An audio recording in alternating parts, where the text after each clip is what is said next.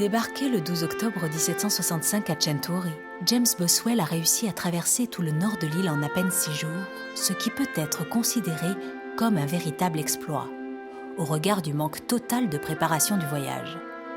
L'homme était quasiment venu dans l'île sur un coup de tête, sans véritable contact, mu par le seul désir de rencontrer le général Paoli. Posée en ces termes, l'entreprise paraît carrément folle, d'autant que la Corse était en guerre et que les Anglais n'y sont théoriquement pas les bienvenus. Mais force est de constater que le jeune lord écossais a bénéficié de chance et de concours de circonstances favorables. La chance s'est exprimée à travers les gens qu'il a rencontrés, les premiers le conduisant vers les suivants, et ainsi de suite jusqu'à la Cour suprême de Corte. Mais James Boswell avait aussi, sans réellement le savoir, d'incroyables atouts entre les mains. Tout d'abord, c'était un noble très instruit, et cette érudition avait de quoi impressionner son auditoire. Les nobles insulaires qui l'ont reçu ont été flattés de la visite d'un éminent représentant de la couronne britannique et l'ont adressé, tout naturellement, vers les personnages les plus importants de la société insulaire. De plus, l'homme voyageait en habit rouge, brodé d'or, et cela avait donc d'impressionner davantage. Nombreux furent ceux qui le pensèrent en mission officielle. Ensuite, Boswell avait pour lui sa très grande détermination à rencontrer Paoli. En réalité, ce que lui en avait dit Jean-Jacques Rousseau, ami de la famille, avait déclenché en lui un besoin irrésistible d'aller à la rencontre du personnage, et au-delà de cette page d'histoire qui était en train de s'écrire, et qu'il pensait capable de bouleverser le monde. Il en était même persuadé, un ordre nouveau allait naître de l'expérience corse, et il lui fallait à tout prix prendre part à cette aventure-là. Ah, tu es là, toi? Et je lis. Tu lis, c'est bon. Oh, give it back. Tu parles anglais maintenant? L'anglais, c'est la langue de l'avenir. Mais c'est chinois, ouais, plutôt. Eh bien. I was in Solacaro. I was. C'est quoi, I was? Oui, il faut mieux. Regarde s'il n'y a pas les lettres de recommandation de Jean-Jacques Rousseau, là. Non, il n'y a pas la lettre de Jean-Jacques. Moi, il en parle, que hein. je cherche. Il en parle, mais elle n'y est pas. Eh oui, parce que sans cette lettre, Boswell n'aurait jamais rencontré Pascal Paoli. Hein. Et non, mais Boswell avait en sa possession toute une série de lettres. Parce que durant son voyage depuis Centauri, il a eu à chaque fois des lettres de recommandation de ses hôtes pour les prochaines étapes. Et c'est ainsi qu'il a eu la lettre du seigneur Barbaggi, qui était un notable, dont la femme était la nièce de Paoli. Et c'est de cette façon qu'il a été recommandé à la Cour suprême. Et pourquoi il n'avait pas allé voir directement Paoli, alors Boswell? Parce que Paoli n'était pas là. Souviens-toi, on est en 1765 et l'attaque de la France est toute proche. Du coup, Pascal Paoli était parti en voyage, notamment dans le sud, pour essayer de convaincre les notables des Pièves du Sud de se rallier à sa cause. Ah oui, c'est vrai que dans le sud de la Corse, et surtout dans l'Alta Rocca, les grandes familles de notables sont alliées des Génois depuis très longtemps. Et Paoli, il est obligé de descendre un petit peu quand même. Et tu sais ce qui est drôle dans le voyage de Boswell, c'est qu'il y a eu une grande méprise autour de ce personnage. Et une méprise d'ailleurs qui lui a été très profitable. En fait, tu veux dire que les uns et les autres qui ont rencontré James Boswell se sont trompés sur ses intentions. Eh oui, c'est ça. En fait, James Boswell était quelqu'un de très curieux et très enthousiaste. Et les services secrets génois et français ont vraiment cru qu'il avait été envoyé par la couronne britannique. Et du coup, ils ont suivi sa trace, mais ils n'ont jamais intervenu. Alors lui, tranquille, il n'était pas soucié. Hein. Ah oui. Il parcourait les chemins de notre île, vêtu de son bel habit rouge, sans avoir le moindre problème. Et à Patrimonio, le juge qui l'a reçu avait été averti de sa venue et l'a reçu comme un ambassadeur. Il lui a même offert 2 hommes armés et il lui a remis une lettre pour le signor Barbaggi, qui du coup, lui aussi, l'a pris pour quelqu'un envoyé directement de la couronne britannique. C'est bien quand même. Au début, c'était pas trop ça. Et après, au fur et à mesure qu'elle avançait dans son chemin dans l'île, c'est vrai que son aura grandissait. Et lui, il s'en rendait même pas compte. Hein. Non, exactement. Et quand il est arrivé ici, il a été reçu comme une éminence. D'ailleurs, on lui a offert les appartements privés de Paoli, en s'excusant de l'absence du général. Oedipe, hein. Il est pas mal quand même, hein, les appartements personnels de Pascal Paoli. Et oui. Et c'est vrai qu'il n'est pas resté à l'attendre ici, à lui. Il est descendu dans le sud, à Solacaro, parce que Paoli était dans le sud. Et là, il a vraiment rencontré. Et oui, parce que notre cher Boswell était un petit impatient. Alors il a passé que quelques jours ici, juste le temps que le chancelier lui fasse le passeport pour la suite de son voyage. Quand même, hein, moi je ne reviens pas. Les appartements de Paoli, il arrive, il a tout. Allez, bourreau. Tu veux que je te lise un peu? Je vais essayer, mais bon, fais voir. Hein. Tu veux essayer? Allez, dame, ouais. Bon.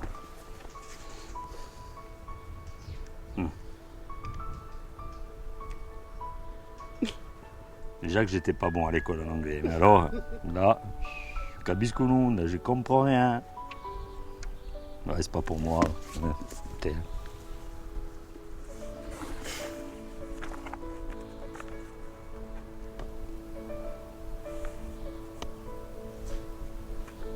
Ah, Paul, les temps ont bien changé. Elle est bien loin l'époque où les notables d'Europe maîtrisaient aisément les langues principales du vieux continent.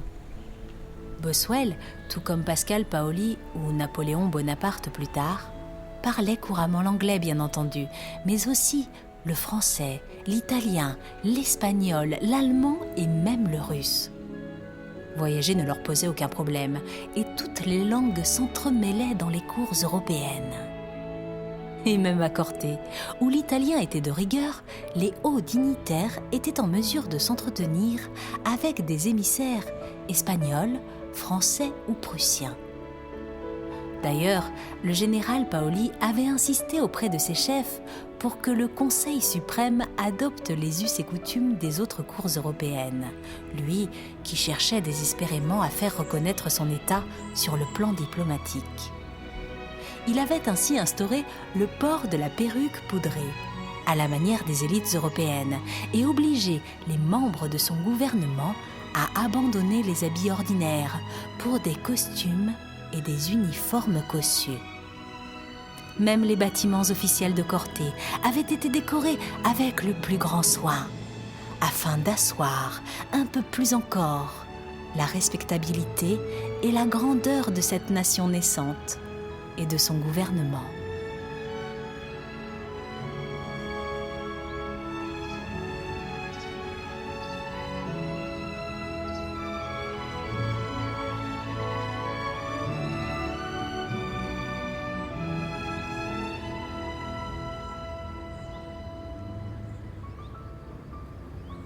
On a vraiment une vue magnifique sur la haute ville. Hein. C'est beau, hein?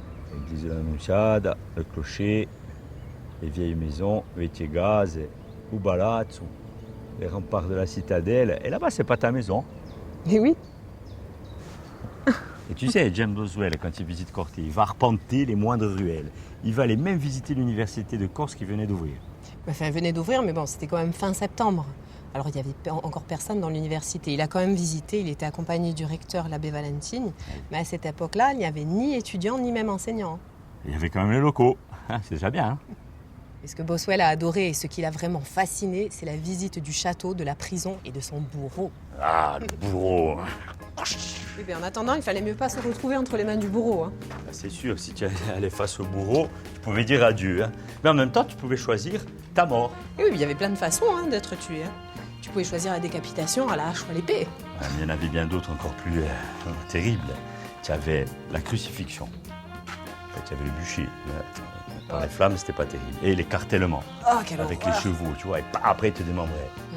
Et tu avais aussi le système de cage. On te mettait accroché sur une cage, tu vois, par exemple, ici dans la citadelle. Et là, on te laissait. Il y avait les oiseaux qui venaient, tac, tac, petit à petit, te dévoraient. Et les rats qui venaient tomber. Ah. Et puis aussi, il t'attrapait des fois le bourreau. Et hop, au-dessus des remparts.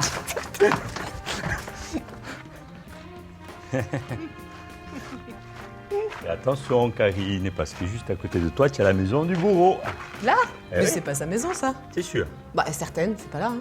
Ah, ça, c'est encore le caccia de Danto. Il m'en raconte et après, moi. Et après, tu me les racontes à moi. Mais une chose est sûre, c'est qu'ici, le bourreau s'est réfugié dans cette citadelle. Parce qu'en bas, à l'époque, dans la basse ville, eh bien, les habitants ils ne le voulaient pas comme voisin. Bah, ça, c'est pas étonnant. Tu te rends compte, c'est un métier comme les autres. Hein. Oui. C'est triste tout ça. Le pauvre, il devait rester là des heures et des heures. Et puis, il devait boire l'apéro tout seul. Oh. Ah, t'inquiète pas qu'à l'heure de l'apéro, il devait tout se rappliquer, oui. Voilà. Pauvre bourreau. Bon, tu éprouves de la compassion pour le bourreau. Enfin, il fait les sales besognes et on le met de côté. Vous dites, ça se fait pas, ça, non? Tu sais qu'il existe des écrits sur ce bourreau. D'ailleurs, James Boswell en parle. Et même Pascal Paoli en parle. Et lui dit du bien. Parce qu'il lui dit un jour, oh Rocco, aujourd'hui, nous avons bien travaillé. Tu as exécuté 5 personnes. Tu as fait un très bon travail. Au moins, lui, il aimait. Ah oui. Hein? Et le peuple, lui, était terrorisé. Tu sais que Boswell dit que cet homme avait une réputation terrible et qu'il était capable des pires atrocités. Puis d'ailleurs, en ville, personne n'osait l'approcher ni même lui parler. Et regarde, c'est là qu'il habitait, c'est là sa maison. Eh bien, c'est la même que je t'ai montrée tout à l'heure. Mais non, tu m'as montré l'autre en dessous. Mais non, je ne fais pas la différence, moi.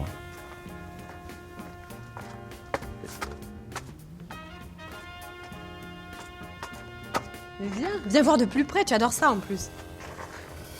Qu'est-ce que tu as trouvé? Une hache? Mais non, une hache. Et les bourreaux, ils ont tous des haches, non? Regarde. Regarde cette toute petite porte. Tu t'attendais à une grande porte, toi. Le bourreau, c'était pas un viking. Hein. Ici, c'était un Méditerranéen. Petit, trapu, poilu, bien posé sur ses jambes, des bras démesurés par rapport à sa taille, des bras de gorille, un coup de taureau, ouf, la force du sanglier. Il devait savoir forcément manier la hache avec élégance. Effroyable. Il devait faire peur. Hein. Mais j'ai lu dans un ouvrage que Pascal Paul aurait choisi personnellement son bourreau. À l'époque, à Corté, il n'y avait pas de bourreau. Et pour en trouver un, c'était difficile. Tu m'étonnes. Personne ne voulait le faire. Hein. Ben, pour les condamner à mort, il fallait s'en occuper. Et donc, c'était les soldats qui les fusillaient directement. Et ça déplaisait terriblement à l'armée. Et un jour, Pascal Paul se promenait dans les rues de Corté avec son escouade. Et là, clac, il croisa le regard d'un homme.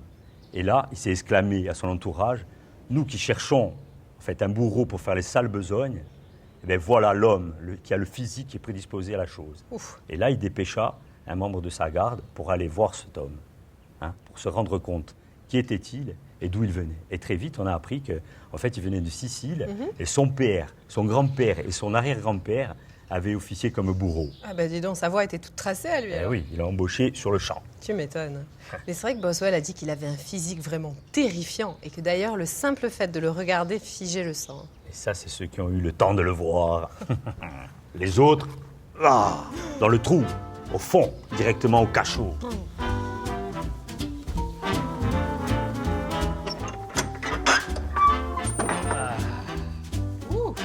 Vas-y, descends-toi en premier. Mais c'est sombre. Mais non, il y a de la lumière. Regarde. Oh. Et en plus, il y a la fraîcheur qui t'appelle. Ouh. C'est glauque, oui. Mais non.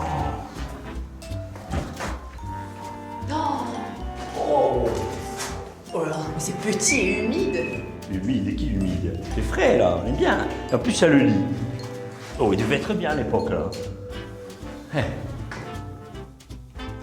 Bien, tu sais que lorsque Boswell est venu visiter le cachot, il y avait là 3 hommes, dont un avait les mains tellement abîmées, tellement en piteux état qu'il a dit que c'était des objets d'horreur. 3, mais il n'y a qu'un lit. Je me demande comment ils pouvaient bien faire. Hein. Et là, c'était pas trop leur souci. En attendant, moi je suis seul. Enfin, on est tous les deux, mais moi, je vais m'allonger un petit peu là. On est bien ici, hein. C'est pas mal. Hein.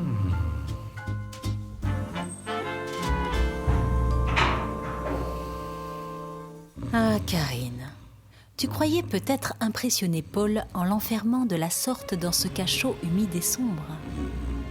Mais tu oublies qu'il aime à fréquenter les grottes et les taphones et que la moindre pierre plate lui inspire la sieste. Enfin, notre Paul est bien unique. Bien différent de Boswell, qui lui ne perdit pas de temps à traîner dans cette citadelle lugubre et froide. Il faut dire qu'il était en mission, ardemment pressé de rencontrer l'homme qu'il vénérait déjà sans même le connaître et pour lequel il avait tant parcouru de chemin depuis Livourne, à travers la mer et les montagnes. Mais à Corté, Boswell resta néanmoins 3 jours, invité qu'il était par le Conseil suprême. Et puis, il lui fallait obtenir un passeport pour voyager tranquillement en Corse indépendante. Passeport estampillé du sceau du royaume de Corse que lui remit le chancelier. Boswell quitta Corté avec une petite escouade de gardes qu'on avait mis à sa disposition. Il voyagea sereinement, plein de santé et d'ardeur, nous dit-il, heureux de toute cette beauté qu'il découvrait. Il était très excité par la tournure des événements et se permettait même d'exhorter les paysans qu'il croisait à se souvenir qu'ils étaient beaucoup plus heureux, maintenant qu'ils étaient libres, que lorsqu'ils servaient des gens qui les méprisaient. Tous exprimaient en retour leur attachement infaillible au général Paoli.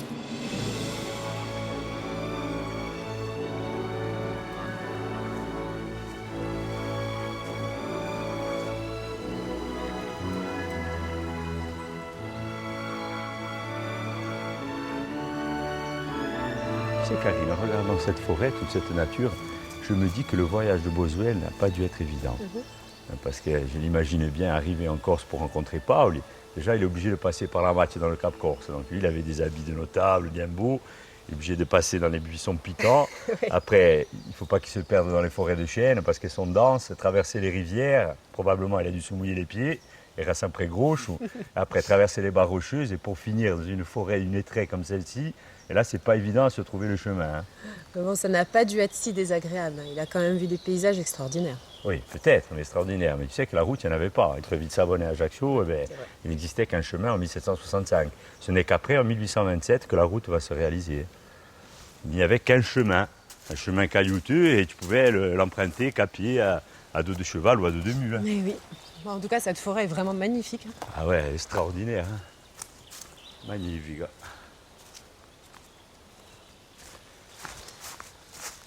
Eh, mais en Corse, il n'y avait pas de diligence jusqu'au 19e siècle. Hein.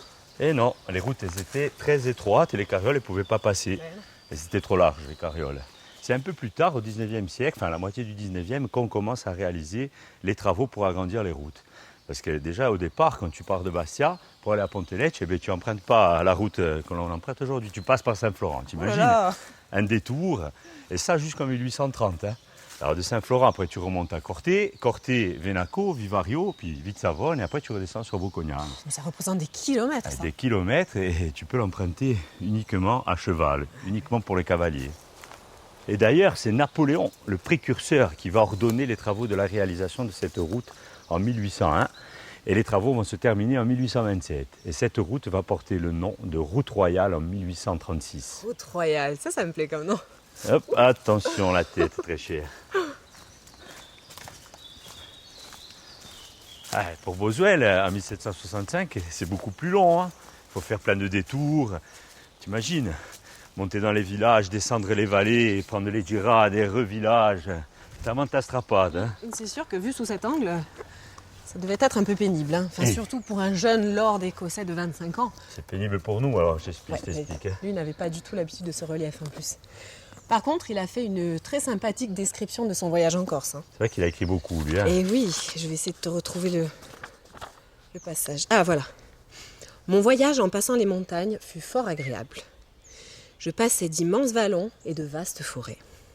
J'étais plein de santé et de courage et me sentais très disposé à entrer dans les idées des hommes simples et généreux que je trouvais partout sur mon chemin. Ouh, ça, sympathique. Ouais, c'est un peu de romantisme avancé, mais bon. La route Ville-Savonne-Ajaccio à dos de mule, c'est pas très romantique. Ça devait faire mal aux fesses, je t'explique. Hein. Oui. Tiens, il y a un passage qui va te plaire. Si la faim nous prenait, nous jetions des pierres parmi les branches épaisses des châtaigniers qui nous couvraient de leur ombre. Et il en tombait une pluie de châtaignes dont nous remplissions nos poches. Et quand ce repas nous altérait, nous nous arrêtions près de la première source pour nous rafraîchir. Je me rappelais dans ces moments la première race des hommes. Ouais, ça, c'est un peu le mythe du monde sauvage et de la nature luxuriante hein, qui suivait un besoin élémentaire. Et Oedipe, outil gastagne, hein, en un coup, il fait tomber 40 châtaignes. À mon avis, il devait mettre 5 ou 6 jours pour en faire tomber une qui monte à zègue. Mais bon, qu'est-ce que tu veux, sûr que c'était un petit peu romancé comme balade.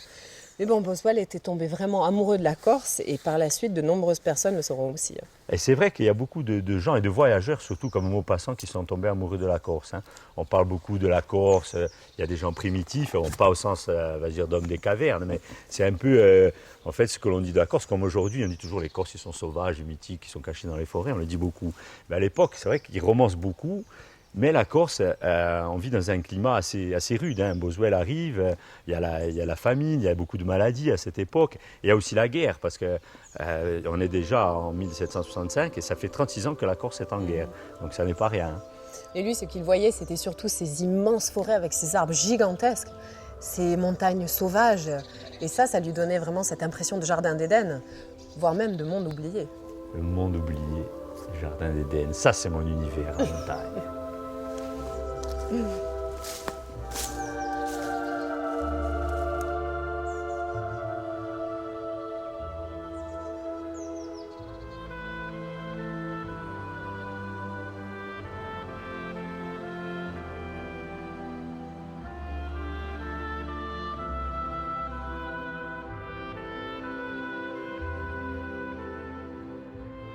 Boswell traversa ainsi l'île en direction du sud.